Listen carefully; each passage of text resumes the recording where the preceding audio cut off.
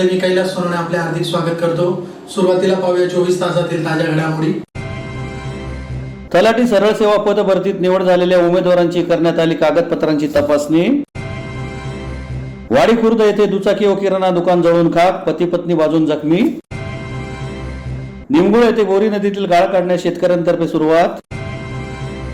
आणि उन्हाची चावल लागताच माठ विक्रेते शहरात दाखल।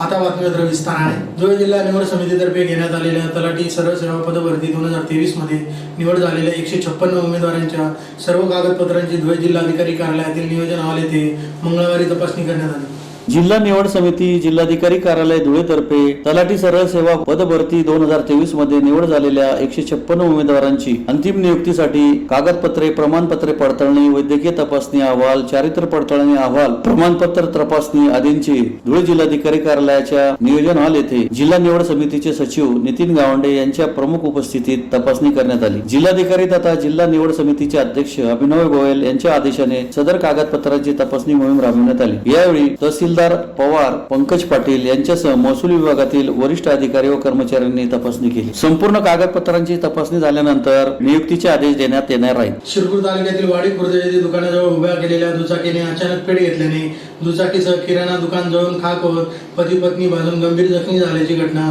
होळीच्या दिवशी घडली। शिरपूर तालुक्यातील वाडी खुर्द येथे दुकानाजवळ उभ्या केलेल्या दुचाकीने अचानक पेट घेतल्याने दुचाकीसह किराणा दुकान जळून खाक झाले असून यात पती पत्नी दोघेही भाजून गंभीर जखमी झाल्याची घटना होळीच्या दिवशी घडली। याबाबत अधिक माहिती अशी की तालुक्यातील वाडी खुर्द येथे मुन्ना नहार्या पावरा यांचे किरकोळ विक्रीचे किराणा दुकान असून पत्नी गीताबाई पावरा दुकानात असताना दुपारी शिरपूर येथून बाजार घेऊन मुन्ना पावरा आला असता त्याने दुचाकी दुकानासमोरच उभी करून आणलेला बाजार दुकानात ठेवत होता। दरम्यान दुचाकीने अचानक पेट घेतल्याने उडालेल्या आगीच्या वडक्याने दुकानातील मालाला आग लागली। त्याच वेळी दोन्ही पती पत्नी दुकानाचा अडकल्याने ते दोघेही भाजले गेले। दुकानाला आग लागल्याचे पाहून ग्रामस्थांनी धाव घेत आग विझवत दोघांना बाहेर काढून तात्काळ खासगी वाहनाने शिरपूर उपजिल्हा रुग्णालयात दाखल केले। दोघे पती पत्नी गंभीर भाजले आहेत। या आगीमुळे मोठे आर्थिक नुकसान झाले आहे। धुळे तालुक्यातील निमगुळ येथे रोटरी क्लब ऑफ चेंबूर यांच्या सहकार्याने डिझेल टाकाऊ मशीन वापरा या उपक्रमांतर्गत शेतकऱ्यांतर्फे बोरी नदीमध्ये असलेला सुपीक गाळ काढून शेतात टाकण्यास सुरुवात केली आहे। धुळे तालुक्यातील निमगुळ येथे रोटरी क्लब ऑफ चेंबूर यांच्या सहकार्याने डिझेल टाकाऊ मशीन वापरा या उपक्रमांतर्गत बोरी नदीमध्ये असलेला सुपीक गाळ काढण्यास सुरुवात करण्यात आली आहे। यात शेतकरी वर्ग मोठ्या प्रमाणात सहभागी होत आहे। या उपक्रमांतर्गत शेतकऱ्यांनी बोरी नदीमध्ये असलेला सुपीक गाळ आपल्या शेतात टाकण्यास प्रारंभ केला आहे। रोटरी क्लब ऑफ चेंबूर यांच्या सहकार्याने व मिशन 500 कोटी लिटर जलसाठा या डॉक्टर उज्ज्वल कुमार चव्हाण यांच्या संकल्पनेनुसार डिझेल टाकाऊ मशीन वापरा यानुसार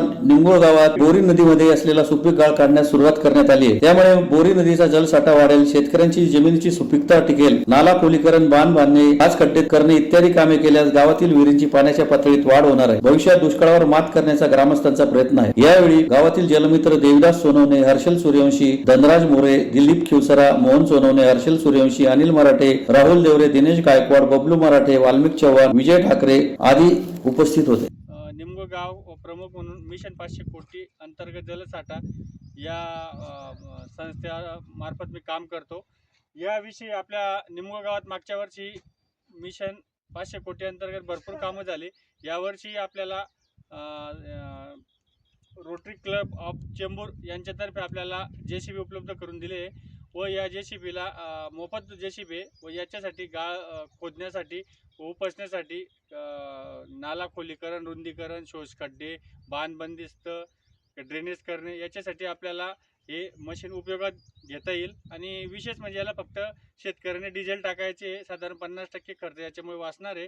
आणि येणाऱ्या काळात जलसंधारणाचे कामं भरपूर होतील। याच्यामुळे गावाची जो पाण्याची जी टंचाई ती काही अंशी का असे ना दूर होण्यास मदत होईल। मागच्या वर्षी याचा खूप मोठा फायदा झाला व येणाऱ्या काळात याचा नक्कीच शेतकऱ्यांना लाभ होईल। तरी गावातील तमाम निमगुळ गावातील सर्व परिसरातील शेतकऱ्यांनी याचा लाभ घ्यावा।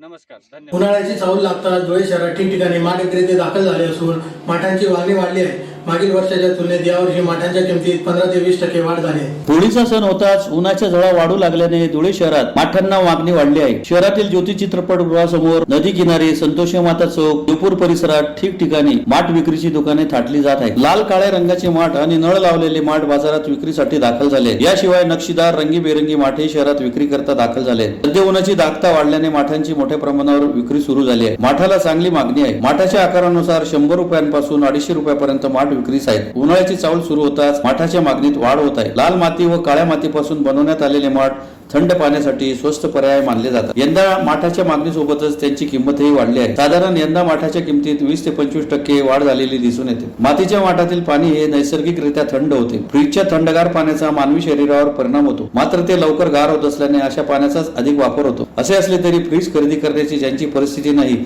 ते उन्हाळ्यात आवर्जून माठ खरेदी करतात. काळ बदलल्यामुळे नागरिकांचाही कल बदलला आहे. गेल्या 2 ते 3 वर्षापासून मिनरल वॉटर जार आल्याने नागरिकांचा कल बदलला आहे. यात पाण्याचे पाऊस, थंड पाण्याच्या बाटल्या यांची भर पडल्याने कुंभार व्यवसायावर काही प्रमाणात परिणाम झालाय. विशेष म्हणजे फ्रीजच्या किमतीही घसरल्या आहेत. बाजारात 8 ते 10 हजारापर्यंत देखील फ्रीज सहज उपलब्ध होते. मात्र तरी देखील माठातील पाणी पिण्यासाठी नागरिकांचा कल तसाच आहे. 100 रुपयांपासून ते 250 रुपयांपर्यंत लहान मोठे वाट विकले जात आहेत, तर मोठे रांजण 400 ते 600 रुपयापर्यंत विक्री होत आहेत.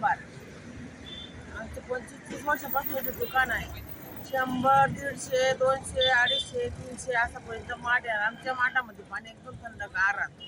ज्या गावात लोक विकायला येतात ते बिहारी लोकांचं मालचं आमच्या मालचं जुन्या आसपासचा फरक.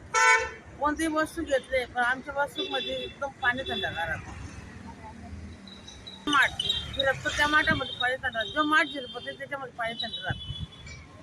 आमच्या राजन बी आमच्याकडे 300, 400, 500, 600 याची किंमतच्या राजनाने कोणती वस्तू घेतली तर आम्हाला काही एवढं हे नाही आहे. आम्ही भाव देऊन देतात.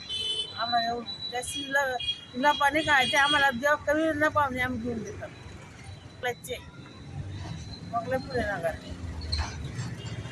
करावं लागते. तसं भाकर तरी बाकीच हे करत पण आम्हाला एवढी मेहनत मातीचं करावं लागते. आणि आम्ही बुजून आहे उन्हामध्ये एवढा आवाज लावतात, अग्नीमध्ये उभं राहतात.